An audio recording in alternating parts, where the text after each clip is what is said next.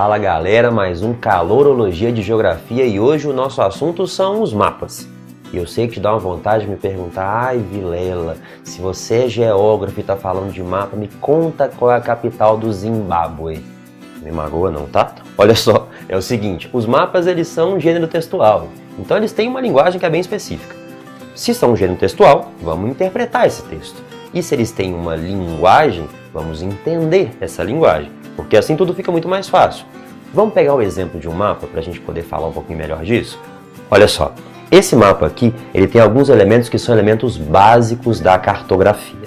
Ele tem título, ele tem fonte, orientação, escala e legenda. Esses são os elementos básicos da composição desse mapa e é por eles que a gente começa a tentar interpretar esse texto. O primeiro e o mais importante vai ser o título. Então a primeira parte da nossa interpretação vai pelo título. E não pensa que é só ler e passar direto, não, porque o título ele é muito importante. Ele vai trazer para a gente as ideias principais de um mapa. E se essas ideias principais estiverem bem claras, a interpretação vai ficar muito mais simples. Ideias principais. Vamos destrinchar esse título em 3 pedaços diferentes. Primeiro deles, Concentração Brasileira de Surfistas Brasileiros. Para na primeira palavra, concentração. Já pensa? Tem um lugar onde existem mais e um lugar onde existem menos. Já começa a formular suas perguntas. Na hora de interpretar um mapa é sempre ter perguntas na cabeça. Então, primeira coisa, concentração. E onde ela acontece?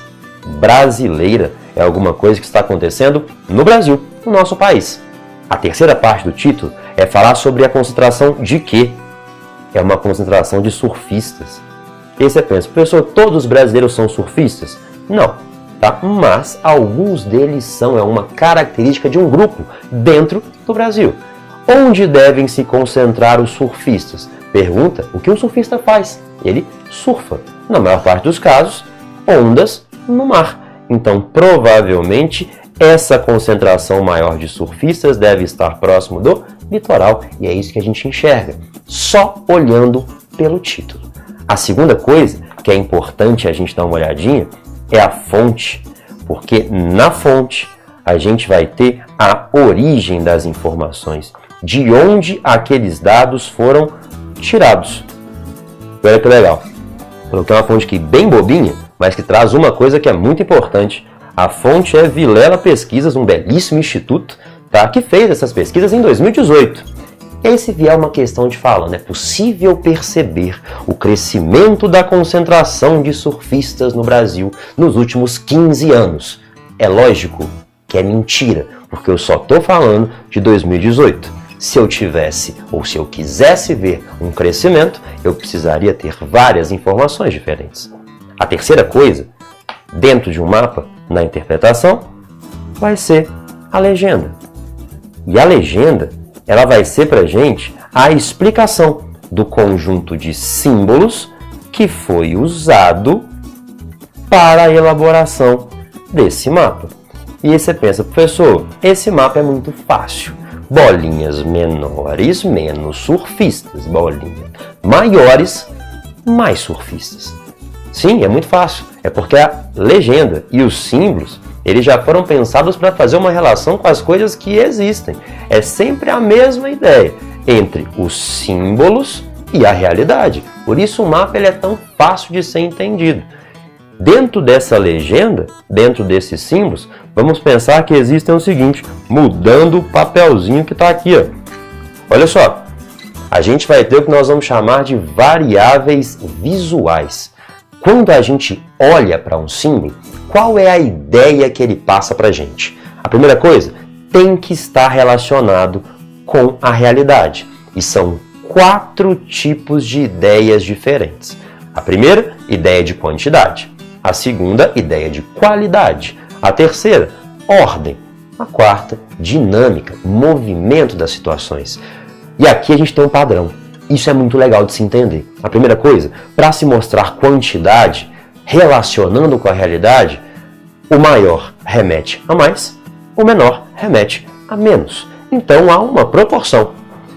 Para pensarmos em qualidade, coisas que têm características diferentes, a gente pode usar símbolos com cores e formas para mostrar similaridade ou diferença entre as informações. A terceira coisa é uma ordem, tá? Que pode ser numérica ou visual. Aqui a gente tem tonalidades diferentes. É tudo verde, mas verde escuro, verde médio e verde claro. Dá a ideia de intensidade. Intensidade maior, verde escuro. Intensidade menor, verde claro.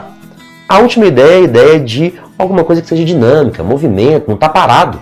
E para mostrar movimento, setas. Setas de várias formas diferentes. Já dão uma ideia para a gente disso. Ah, Vilela, mas eu queria muito ver isso em mapa, para ver se eu consigo usar. Vamos fazer o seguinte, depois de entender essas variáveis, vamos passar para um exemplo de um mapa que traga essas aqui na ordem. A primeira, quantitativa. Olha só que legal. Quando a gente pensa em variável quantitativa, temos aqui um mapa, distribuição da população. Então, se eu falo em distribuição, estou dizendo aonde está essa população. Outra coisa, a fonte são dados do IBGE, tá? Bem pequenininhos, do ano de 2000. Terceira coisa, a legenda. Olha os símbolos variando de tamanho. São todos círculos, mas de tamanhos diferentes. Todos em roxo, não há nenhuma variação. E aí percebe? Bolinhas maiores, maior concentração de pessoas. Bolinhas menores, menor concentração. Isso é muito legal. Aí você me diz, pessoal, esse mapa é muito fácil, eu já entendi, não tem problema. O que eu quero ver é se isso aqui não vai te assustar. Aí você fala, ai meu Deus nada, vai para o básico. A primeira coisa, título, o mundo econômico. Se fala de mundos, tem que achar pelo menos os continentes do mundo aqui. As Américas, a Europa e a África, a Ásia e a Oceania. O mundo está aqui. Se fala de mundo econômico, vamos ter algumas dinâmicas relacionadas ao capital, certo? Que pode estar estagnado ou parado, ou em movimentação para todos os lugares. A fonte não nos ajuda tanto, é só a origem, mas aqui a gente já tem uma ideia. Círculos de tamanhos diferentes, linhas de tamanhos diferentes. Os círculos e as linhas, intensidade, quantidade, certo? Linhas maiores, maior circulação de capital. Linhas menores, menor circulação. E se a gente quiser marcar isso aqui de uma forma bem bonitinha, as áreas com maior circulação, o centro econômico do mundo, América, Europa e Ásia. As áreas com menor circulação, a periferia da economia mundial, os países que estão na América do Sul, na África, Ásia e Oceania no geral. Essa é a primeira variável. Mas olha esse mapa, bacaninho. Isso aqui já é uma coisa um pouco diferente. É a tal da variável qualitativa, de qualidade. A informação para todos é a mesma. Zonas de vegetação. É tudo vegetação. Mas para mostrar que são vegetações diferentes, cores diferentes. Para a Amazônia, cores diferentes para o Cerrado, para a Caatinga, para a Mata de Cocais e para o Pantanal. Isso mostra para a gente que, apesar de estarem dentro da mesma categoria, essas informações são distintas. Próximo mapa. Esse é aquele que vai dar ideia para a gente de ordem. E a tonalidade já diz isso para a gente. Tons mais escuros, maior intensidade. Tons mais claros, menor intensidade. Nesse caso, a informação é a expectativa de vida, onde a gente percebe que no Sudeste e no Sul essa expectativa é maior, e nas regiões Norte e Nordeste a expectativa é bem menor, intensidade. A próxima coisa é pensar que a maioria das provas é em preto e branco, então não dá para ficar pensando em tons de cores muito diferentes, não. Vou falar uma coisa que vai parecer estranho. Aqui a gente tem tons de preto ou tons de cinza, certo? Mas, dá uma olhadinha, é o mesmo padrão. Olha a legenda. A gente tem a menor intensidade para o mais claro e a maior intensidade para o mais escuro. A ordem está aqui de novo. O próximo mapa é aquele que vai mostrar a dinâmica, que é fácil. Setas. Setas que vão indicar movimento de população ou migração. E o mais bacana desse mapa, ele vai unir várias das variáveis. As cores representam para a gente qualidade, diferença.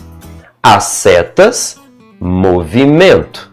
E o tamanho dos círculos e das próprias setas, quantidade. Então dá para ter tudo ao mesmo tempo dentro de um mapa só. E aí você me pergunta, Vilela, como é que isso aparece em uma questão? Vamos passar para a questão e ver o que acontece. Belíssima faculdade Faville, certo? 2018, considerando a informação cartográfica, o melhor título para a dinâmica que ela expressa seria: primeira coisa, identifica o mapa. Ele não tem título e nem fonte, é para te dificultar, mas ele tem símbolos. Olha quais são esses símbolos. O que eles representam? São símbolos que mostram alguma coisa estática? São símbolos que mostram movimento? São todos do mesmo tamanho? Todos da mesma cor? Dá uma olhadinha na questão. Tenta fazer ela ali do outro lado. Isso. Aí. Tempo. Vai lá. Pausa o vídeo. Pausa esse vídeo. Vai lá. Meu Deus. Seguinte, olhando para a questão, a gente vê setas chegando e saindo do Brasil. Setas mais escuras chegam, mais claras saem.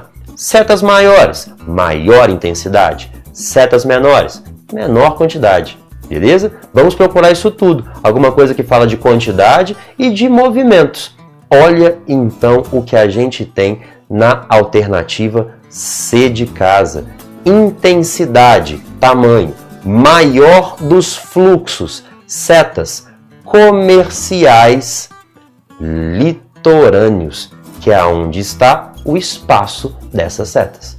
Deu para entender? Percebe como é que conhecer a linguagem é muito importante? Então é o seguinte, espero que tenha ficado claro, espero que tenha ajudado um pouquinho. Faça esse exercício, olhe vários mapas que você vai ver como é que isso vai ficar muito mais fácil.